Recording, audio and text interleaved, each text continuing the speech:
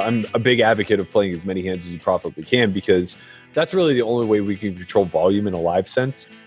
And like we said before, I think that's one of the biggest hindrances we have to becoming better players is we're afraid of being transparent, afraid of saying, I don't know what to do, or admitting a mistake.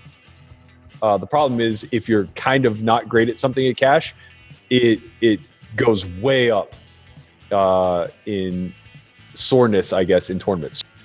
We can't just close our eyes and envision a game tree as vast as the universe and see the highlighted path as far as like, oh, we make move A, B, C, D, E, and king me checkers. Well, greetings, everybody. Welcome once again to the Rec Poker Podcast, officially sponsored by Running Aces Casino and Racetrack.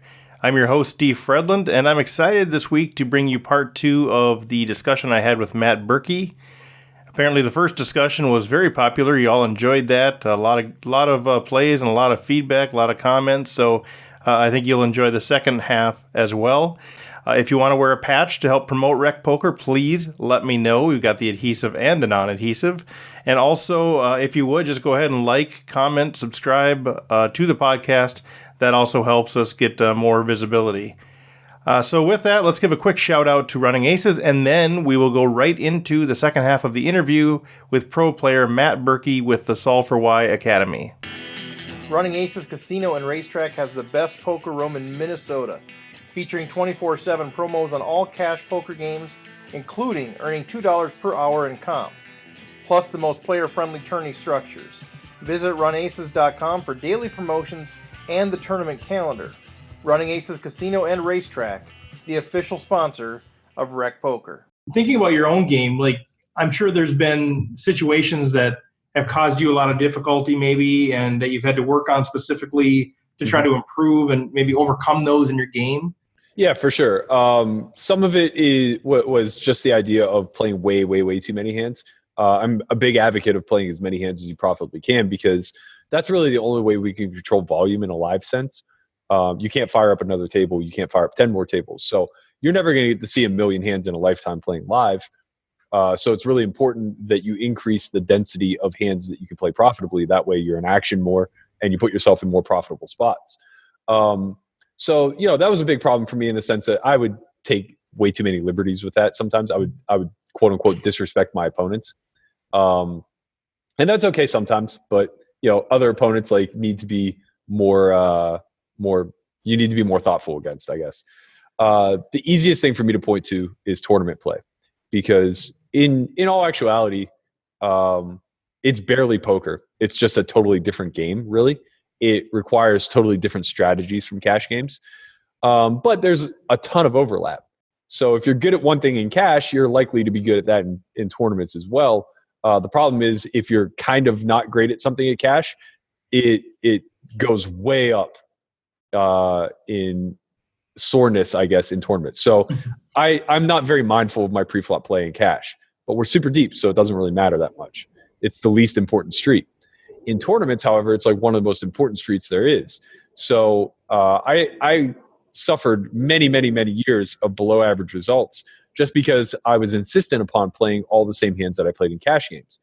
And I was trying to do it the same way that I would do it in cash, and it was blunt force trauma. I would just raise, right? And it's like you spend enough time raising with queen 10 suited and getting 3-bet and just rolling your eyes and being annoyed and either having to fold or having to risk way too much of your stack, then eventually like you realize, well, you have to make an adjustment. So I exclusively limp.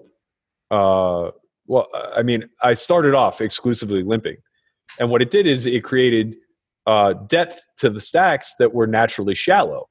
Right, so stacks themselves in tournaments are always declining just due to the pace of play or the pace of the structure. Right. But when you stop entering the pot through a 2x and instead enter now through a limp, what that does is basically double the effective stack size. And that allowed me to now shine a focus on what I felt my biggest strength was, which was post-flop play. And the results just immediately came. From there, I developed a bigger picture strategy where now I'm mixing between limping and raising. But again, like to your point, it just goes all the way back to having an objective. My objective was to play a high volume of hands because I recognized that's where my skill was. But my secondary objective to that was to take them post flop. And those two things kind of butted heads. So I needed to find a creative way to find a solution there. I was super intrigued by that because, a lot of the teaching that we hear as recreational players about, if you're the first one into a pot, you should never be limping. You should always be opening. And I've heard arguments for limping strategies as well. So I'm kind of curious, you sort of have these two pieces where it's one, I want to enter as many pots as I can. Two, I want to play as deep as I can, so I'm going to enter for less. But there's also another lever that's related to, how many people do you want to play a pot against? And so obviously limping is going to create the opportunity to play more multi-way pots. And so that must mean, I guess the inference for me is that means to you that you're very confident playing multi-way pots. Yeah, I mean, I grew up in the game in the 2000s, so every pot was multi-way. Yeah, you were playing ante-only, so you were seeing everything. Right. So that's because one of the things I think a lot of our players struggle with is, I don't know how to play 3, 4, 5 way. I'm just not to that skill level. So they advocate more toward, a raising and even a raising larger pre-flop to try to narrow down to heads up. But what I'm hearing you say is your comfort level is in multi-way pots. So you want to play as many as you can, multi-way, let's go. Not necessarily. So in tournaments, the pressure of the structure just forces people to overfold. So just because I'm limping doesn't mean that suddenly like everyone's seeing the green light to start entering this pot. Largely, I'm limping off of 18 to 35 big blind stacks. Okay. So there's still a big threat of a big pot being played, and people are mindful of that. So I'm still often going like heads up versus the big blind, just as if I had opened, or maybe I'll face like one other limper behind me, but generally that's it's one of two things. It's either a very thoughtful range of hands that limps behind, or it's just a maniacal, I don't give a shit that you've entered the pot, I have no respect for you whatsoever, and I'm just going to continue with any two. But those type of people tend to just raise. But you're always going to get the small blind and the big blind in, right? I mean, at least always the big blind, obviously. But I mean, the big blind, yeah, but like small blinds just like overfold. And honestly, even if you do get both of them, think about how expanded that range is and how good, how profitable that is. So if we just think of it as like a range versus range scenario where we're playing some small condensed version of value hands, and the opponents that we're playing against are sacrificing position and are playing a range so expanded that they're going to be in murky spots post-flop because their equity is going to be very undefined to them. They're going to lack clarity, right? And what I mean by that is like when 9-4 suited is forced to play the pot post-flop and it comes king 7-4 rainbow, what do they do now with bottom pair when facing a c-bet? Right? Because they have no concept as to where they're at in this hand, but they do have a concept that my range probably isn't trash. So I don't have a whole lot of nothing. And that makes it really difficult for a 4 to just navigate its way to showdown. So, there's just like a lot of applying pressure in post-flop dynamics where people aren't comfortable calling more than once with these weak marginal hands, and they're going to have a plethora of weak marginal hands, right? Because you've kept up the entirety of their range. Now in cash, I do the opposite. I open 5 to 7x, and the reason being is because I want to play really big bloated pots, because the threat of stacks when you're sitting deep is fear that you can't even begin to quantify in a lot of players. A lot of people will sit with 200, 300, 400 big blinds thinking like this money's not even really in play. I'm just going to use it as a weapon versus my opponents because they're afraid to play big pots as well. But it's like, well, what if you're just not afraid to play big pots? And, they have this mindset that money's not in play. And I know for a fact that it actually is. It's like the second that I open 5x, now all of a sudden they have to consider themselves like, what kind of hands do I actually want to be playing these bloated pots with? Because this is almost the size of a 3-bet pot now. And I'm playing a lot of heads up that way. So what I'm hearing from you too is it's part of it understanding your overall strategy, your overall goal, having a very clearly defined objective, what you're trying to do overall. But part of this, what I'm hearing too, is it feeds into what is your personality type a little bit. Yeah. As you've acknowledged that you're somebody, I'm not really afraid of losing money, and so I can play a style that's going to allow me to leverage the fact that I'm not afraid of losing the money, but the other people might be. Yep. So, if you think about that, how should we be thinking about how our personality should drive sort of our optimal strategy? I mean, if we're somebody that is afraid of losing money, does that mean we can never be good at poker, or do we have to find a strategy that's going to, I guess, allow us to minimize that risk, or any other sort of personality elements? Some of us are wired more toward aggression, some are wired more toward risk aversion. Mm-hmm. How does that factor into building a strategy? I think that it's important to be honest. I think that risk aversion will create a ceiling for you, or a lower ceiling, but that doesn't mean that it's going to dilute your ability to no longer be able to play this game. But yeah, like, so to give you an example of like what we're working on here and why we're approaching it this way, a lot of GTO is just modeling out the math of poker and trying to demonstrate like where you fall into the game trees and what the best path moving forward is that leaves you protected. And that's great for somebody who's risk averse, right? Because it gives you assuming you can apply.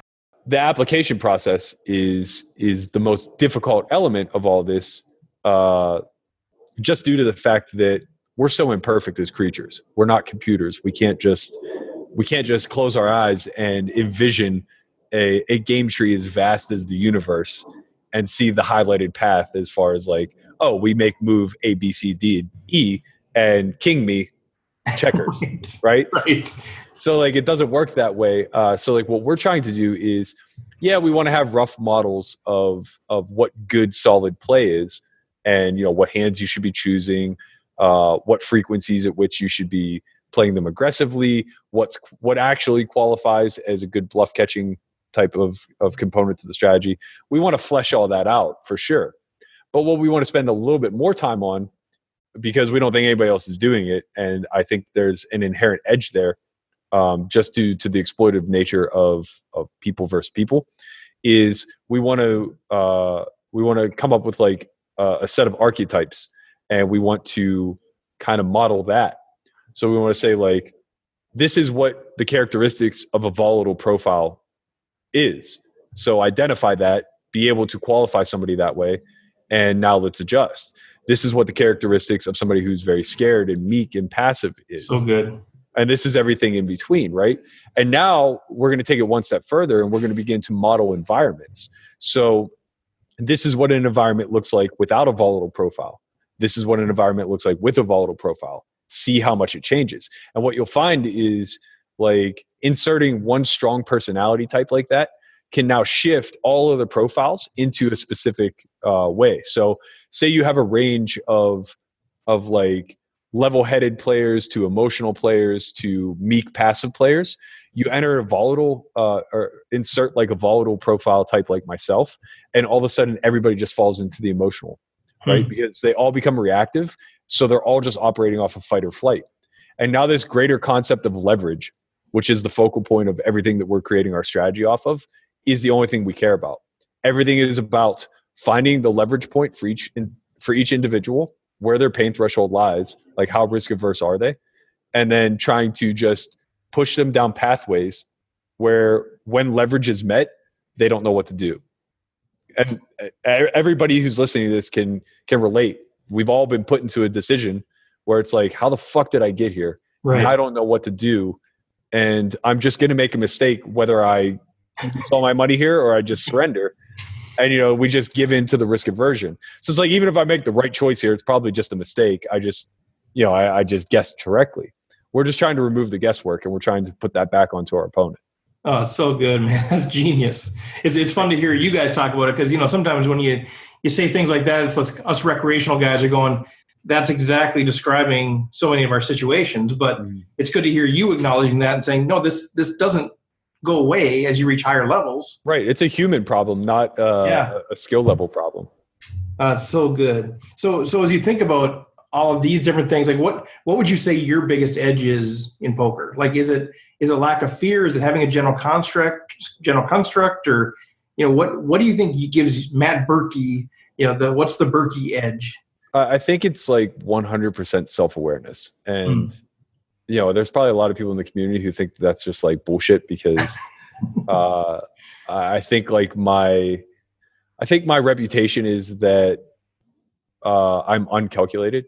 Like most of my peers aren't exposed to this. Like, they're not going to listen to this podcast. They don't buy my product. They don't know what the hell's going on. And I don't put a lot of stuff out there for free to like push this narrative. So I think a lot of the people that I play against just kind of shrug and say like, this guy's a maniac and he's not very thoughtful in what he does. But I'm incredibly self-aware. I know exactly where my weaknesses lie. I know where my strengths fall. And I feel like I'm pretty good at sizing up a situation as far as like where my opponent's insecurities lie too. So I don't care what strategy they choose because I know that they can't implement anything flawlessly in theory. And because of that, it allows me room to prey upon those insecurities. And that's what I prepare for. And that's not to say that they can't take advantage of me too. I'm going to make plenty of mistakes. I just hope I win that war. Oh, that's good. So what else do you have out there? So you mentioned you don't put a lot of stuff out there, but I know I've seen a couple things and you've got Solve for Why. What, if people want to start saying, man, I like how Berkey thinks. I like this idea of an overall framework. I like being self-aware. I want to remove the fear factor, whatever it is. Say, I like what I hear. How do they start connecting with you? Either Solve for Why, but also what else can they listen to? What else can they see that you've produced? Sure. I mean, we put a vlog out pretty routinely, like once every 10 days or so. It's a little bit more light, I guess. We put a little bit more of the lifestyle element into it, just kind of demonstrating, the ins and outs of poker. As far as like material we've done for Solve for Why, we have 4 webinars that are 3 hours each. They cover how to approach a game that has 100 to 200 big blind cap in it, how to approach multi-way pots, the idea of combinatorics, and how to approach general tournament play. We have a primer course, which basically demonstrates simple, basic GTO principles that we can create a foundational strategy off of. And then we have a follow-up course called the Advanced Principles. That's for people who have taken the Academy. That's where we try to marry the macro of the Academy with some of the micro, so we can demonstrate, how to shift from learning into implementation. Other than that, I've done a myriad of podcasts. Yeah. That's pretty much the majority of my voice getting out there. I feel like, the people who are nice enough to ask me to come on their shows, like yourself, have an audience that want to hear me speak. And, if they want to find me, they will. I don't do very much where my peers would be listening. They just don't care. And that's better for me. It protects me more in the long run. And it keeps me from, I guess, tipping my hand too much. I like the fact that people think I'm an idiot. I like the fact that people think I'm a maniac.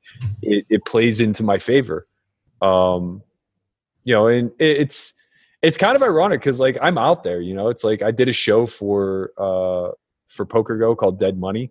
That is an 8-part series that kind of demonstrates my backstory as well as like all the preparation I put in for the Super High Roller Bowl, which I ended up getting 5th in that year. Yeah, I wanted to talk about that. That was awesome. Yeah, sure. It was great. It was 1.1 mil or something. Yeah. Talk a little bit about that. If you don't, I kind of cut you off there. I apologize. Sure. Talk a little bit about that. That was sort of, as recreational players, we all have these dream sort of situations, but I got a chance to watch that a while ago and watch you finish 5th, 1.1 million. Talk about that experience, and did you learn things from there or from that, what? Talk about that experience a little bit. So I guess like the way it all came to be was in 2012, I was dead broke, and I was given the opportunity to help coach Russell Thomas for the final table. Jason Somerville was his main coach. He's an actuary, right? He is. I'm an actuary too, and I remember seeing him and going, "Hey, there's an actuary. That's pretty sweet." You're helping coach him. Okay. Yeah. So Jason brought me in, and we pretty much ran live simulations for a week straight. And I just found it to be like really fascinating process in the sense that I had this mindset of like, the November 9 was a very unique opportunity. You had months to take advantage of the biggest opportunity of your life. And I don't just mean from a study metric. I mean from the sense of like, everybody's going to know your name for the next 3 months. This is a chance to really position yourself as a staple in the community and, potentially move laterally off of just being a poker player. So I always felt like people did too little with that opportunity. And I always said to myself, like, if I'm given the opportunity to do something, I'm going to do more. And when presented the opportunity to play the Super High Roller Bowl, it was like, okay, this is my Black Swan event. So I immediately started brainstorming, and I decided, like, I'm going to get a production crew together. I'm going to exemplify the entire process. And then in order to make it interesting, coincidentally enough, I had lost my mom and my grandmother both within like a year of this opportunity. And I wrote blogs about both, and they each had like tremendous success as far as like the feedback I got. I think the one I wrote about my mom had like 10,000 views in the first week. And, I didn't know, I've never had any like viral activity or anything like that. So it was like, okay, people care about this. What if we could put this as the storyline to my preparation, right? To give people interest. And, Dead Money was kind of born from that. It was like, we took this concept of like, I think people in the community care. They want to see the behind the scenes of what drives somebody to play at the highest levels and the preparation that takes place. And from my standpoint, it's like, I want to show that, I am self-aware of what the community thinks of me, and I'm going to prey upon that arrogance. Like, I don't think I was dead money in the field in any capacity. And I do think I was more prepared than the vast majority of the guys out there. I don't think it was a coincidence that my results came off the back end of me putting in more work than I'd ever done prior in my career. That's not to say that if I finished 32nd, it all would have been, a fundamental waste. It would have, from the project standpoint, Dead Money would have never saw the light of day. But I still would have felt the same way that I feel having finished 5th. Like, I was very prepared, and I was definitely taking advantage of the fact that, I wasn't getting my just dues from a respect standpoint. So, I think that was another element of developing Solve for Y2. It was already in the works at that point, but the big thing that I ultimately wanted to shift towards was more of a poker lifestyle brand rather than just a training site. And with our subscription service, that's something we're really trying to lean heavily on. I have the best production crew in the game in Pigtails Production. We won an award for Dead Money. I don't think that's a shock. They were also a part of the Russell Thomas story. You can see it on YouTube. It's called Final Table. They're just really good. They're not poker players. They're filmmakers, and they know just enough about poker to make this super compelling. And a big element of our subscription service is we wanted to do original content. So we're releasing a documentary called Solve for Y Origins. It's going to kind of show all of our paths to arriving at this company. We're going to be doing another documentary called To Be Determined, which is shadowing a 1-2 player at the end of his rope who, is living literally session by session, just trying to get by. And, we think that really hits home with a lot of the community. There are so many people out there clinging to this dream and trying to make it. But they're just going about this, like, what feels like futile efforts of winning a couple $100 and then going broke and then rinse and repeat. And, we wanted to kind of put that on display. And then we have another product that's like kind of a meld of the two that I'm really excited to get out there. It's called Poker Out Loud. And it's all of us coaches, as well as some of our friends like Nick Howard and the Just Hands crew. And we're playing with noise canceling headphones. And every time anybody has a decision to make, they just speak their thoughts out loud. Oh, that's cool. Yeah. So you get to hear the real time process of high level players. Yeah. And you kind of get to see the mistake process as well, which we all make. I've actually thought exactly about that exact concept with recreational players. Could we do something like that and record it? So we kind of know what we're thinking. Obviously, none of us would know what we're talking about, but I love that idea of getting real-time thoughts because, I'm sorry to interrupt, but I think no. So many times we listen to things, we assess hands and situations after the fact, and of course we're thinking about 1,000 things that we never really thought of during that situation. Right. So actually, the justification process inside your mind. Love it. What's that one called? It's called Poker Out Loud. Poker Out Loud. Yeah. Okay. Yeah. So that's going to be our flagship. We're going to release an episode a week. It's going to be 30 minutes long. It's going to be a part of this subscription tier. And yeah, the hopes are that as this thing builds and grows, we're going to start bringing in amateurs into this environment, or like lower stake players, whatever, so that they can, even if they're just the difficulty is that we need somebody who's willing to be open and transparent and Right. not defensive and feel like they're put on display to get fried. Right. But just like openly saying, like, I'm intimidated by this situation. I'm not sure how to handle having Berkey to my left. So yeah, you're going to get to hear my thoughts in real time. I think it's great for the community. Yeah, and like we said before, I think that's one of the biggest hindrances we have to becoming better players is we're afraid of being transparent, afraid of saying I don't know what to do, or admitting a mistake. So that's fantastic. Yeah. So that whole process, all of these things that you've mentioned, will be part of the Solve for Why subscription model. Yeah, so it's all tied to that one website. So if people are interested in kind of tracking where things are in progress, solveforwhy.com is where to go. Solveforwhyacademy.com. Solveforwhyacademy.com. Yep.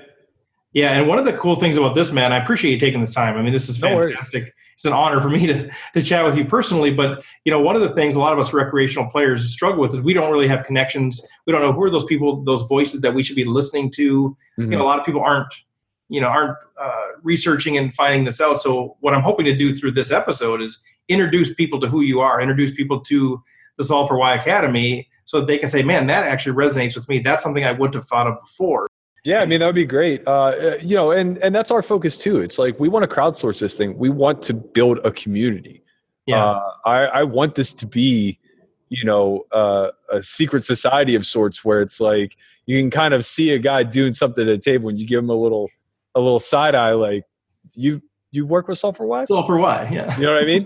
Where it's like, it's kind of like this unspoken about bond. And we're doing things to bring that community together too. Like, we have a very, very active Slack group with about 150 members, and they're constantly just riffing off of one another, these concepts and these applications, and making sure, keeping everybody accountable as far as like, this is what the process looks like post academy. This is what the process looks like as I learn this. And there, you could just see the aha moments like in the Slack channels. And that's so rewarding from like our vantage point. So good. Well, let's wrap up our time here. I got a couple just shotgun questions for you. Sure. As we kind of wrap up, if you're talking to recreational players, you want to give some advice to those of us that are out there, what's the one thing you'd say we need to do more of? And what's the one thing we need to do less of? I would say you need to take on more accountability, and you need to believe that you have less control than you do. So what I mean by that, because they kind of contradict one another, is be more accountable for your actions and less blaming of your opponent's response. Start seeing things as objectively as you possibly can. That's very difficult. The easiest way to do it is to remove the emotion from your terminology. When we use inflammatory words like fish or idiot or maniac or whatever the case may be, that just furthers our subjective narrative that we were right and they were wrong. If you instead start to put yourself in the position of your opponent's shoes and then start to analyze their play that way, you'll understand why their response took place and that maybe you were making mistakes along the way. And now you can take accountability for actual fundamental errors. You need to stop beating yourself up over things that are outside of your control. The whole question of, well, what if I would have went all in? What would you have done then? Is something that needs to be eliminated from the vocabulary of amateurs, right? Because the whole idea that you're going to shove for 5x pot on the turn in order to protect your aces so they don't get sucked out on by a gut shot is ludicrous, right? Things just happen. Volatility and variance in this game exist. Accept it, embrace it, understand it. Understanding variance to depth and understanding EV and volatility to depth will alleviate a lot of the fear and the pressure that we put on ourselves to win day in and day out.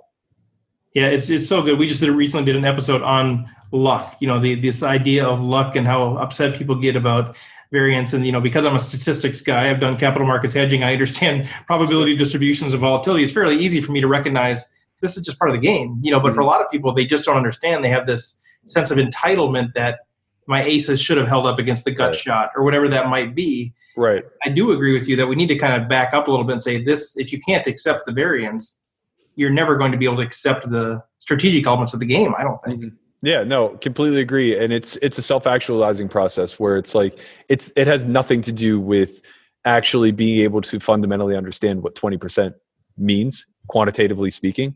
It has way, way more to do with dealing with that entitlement issue that you're talking about and breaking this down on a fundamental emotional level, understanding why you're so triggered by somebody getting fortunate against you, or by not even getting fortunate, right? Like remove the concept of luck, remove that term from your Right. from your vocabulary, right? Because it's so silly to think of. Like, yes, people will get lucky in and out of this game over and over and over again, but it falls well within the bell curve distribution of what's supposed to happen with equities, right? It's just we assign certain levels of importance because it has something to do with us. The best first step initiative to this, I think anyone can take, is listen to David Foster Wallace's graduation speech, "This is Water." It's one of the most enlightening things I've probably ever listened to as far as framing out how self-important we all find ourselves to be and how minuscule we actually all are in the grand scheme of things. Very good. Well, man, this is good stuff.